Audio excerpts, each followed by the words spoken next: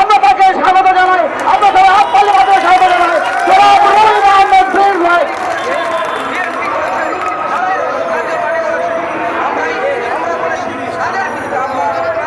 প্রিয় বন্ধুগণ, আমার গলাটা একটু বসে গেছে, এই জন্য হয়তো আমি খুব সব কথা বলতে পারছি না। সামান্য দু একটা কথা বলি।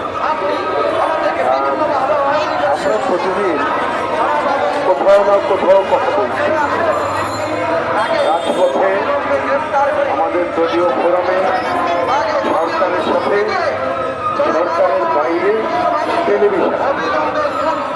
টেলিভিশনে যখন কথা বলতে যাই, আজকেও যাবো, গলা ভাঙা নিয়ে যেতে হবে। আমাদেরকে একটা কথা জিজ্ঞেস করে যে একটা অন্তর্বর্তীকালীন সরকার আসছে, রাজপথে এত ভিড় করে তাকে সমস্যা তৈরি কেন করছে? আমি পরিষ্কার করে এই কথাটা বলেছি যে অনেকের দাবি আজকে নতুন না, অনেক দিন। এই যে নন এমপিওভুক্ত আপনারা যে আন্দোলন করছেন বহুদিন ধরে, আমি তো আপনাদের আন্দোলনের সাথে কোনো মুহূর্তে ছিলাম। দাবি তো নতুন না, বরঞ্চ কথা পরিচিত।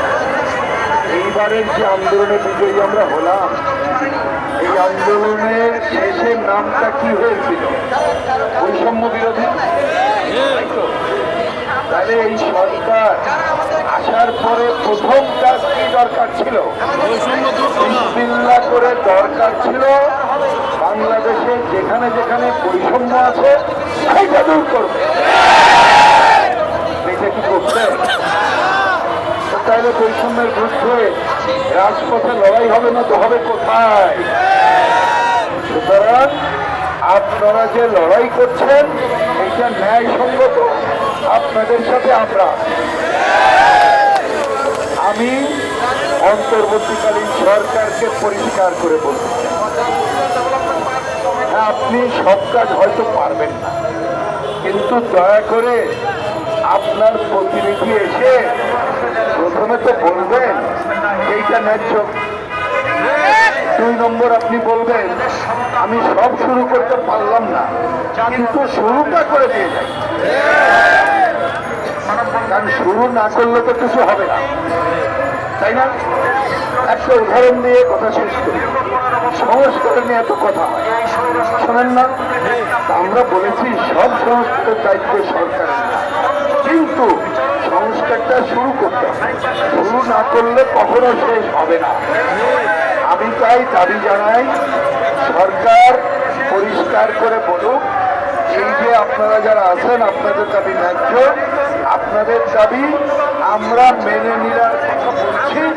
সবটা পূরণ করতে না পারলেও আমরা শুরু করে দিয়ে যাব, যাতে করে বাস্তবায়ন করে। এই হচ্ছে মূল কথা। এবং আমাদের কথা আরেকটা কথা বলে আপনাদের আন্দোলন অব্যাহত রাখা দরকার। কেন জানেন? কারণ ভোট তো আর একটু পরে হবে, আমরা চাই এবছরের মধ্যে। কয়দিন পরে বাজেট আছে না? টাকার কিন্তু অভাব, পরিষ্কার কথা। এবং আমরা পরিষ্কার করে বলি টাকা আগে কোথায় যেতে হবে চিন্তা করলে 1 নম্বর দেশের গরিব মানুষ বাঁচানোর জন্য সারা দেশে রেশনিং সিস্টেম করতে হবে। 2 নম্বর নজর দিতে হবে শিক্ষা ক্ষেত্রে, মর্যাদা দিতে হবে, তাদেরকে টাকা দিতে হবে, তারপরে আমরা অন্য জায়গায় যাব। সুতরাং টাকার অভাব হবে না। টাকার অভাব এই কথা আবার বললে কথা বেড়ে যাবে। দুর্নীতি লুটপাটের কথা শুনছি না আমরা? আপনারা ঘরে বসে কি করছেন? এই টাকা আদায় কেন করছেন না? আপনারা ঋণ পুনঃশীকরণের নামে খেলাপি ঋণের পরিমাণ বাড়াচ্ছেন কেন? আপনারা সিন্ডিকেটদের গলায় গামছা দিয়ে টাকা আদায় করছেন না কেন? এখনো কোনো ভুল দুর্নীতি লুটপাট আছে, এই জন্য তো আমরা রক্ত দেই নাই, আমার ছাত্র বন্ধুরা রক্ত দেয়নি। সুতরাং কথা পরিষ্কার, আপনাদের ন্যায্য দাবিতে সংগ্রাম অব্যাহত রাখেন। এবং বিশেষ করে এই যে সামনে বাজেট, এটা কিন্তু মার্চের মধ্যে তৈরি হয়ে যাবে, এই রোজার মধ্যে। বুঝলেন, মার্চের মধ্যে কাগজ কলমে রাখা হয়ে যায়, এপ্রিলের পরে আর যায় না, কিন্তু জুন উপেক্ষা করা যাবে না। আপনারা শান্তিপূর্ণভাবে আন্দোলন অব্যাহত রাখবেন এবং সারা দেশে আপনারা সবাই এক আছেন। যে কোনো সংকটে সেইটা আপনারা তুলে ধরবেন। শুধু ঢাকায় না, উপজেলায় জেলায় আপনারা আপনাদের কথা স্থানীয় কর্তৃপক্ষের মাধ্যমে প্রধান উপদেষ্টার কাছে পাঠাবেন।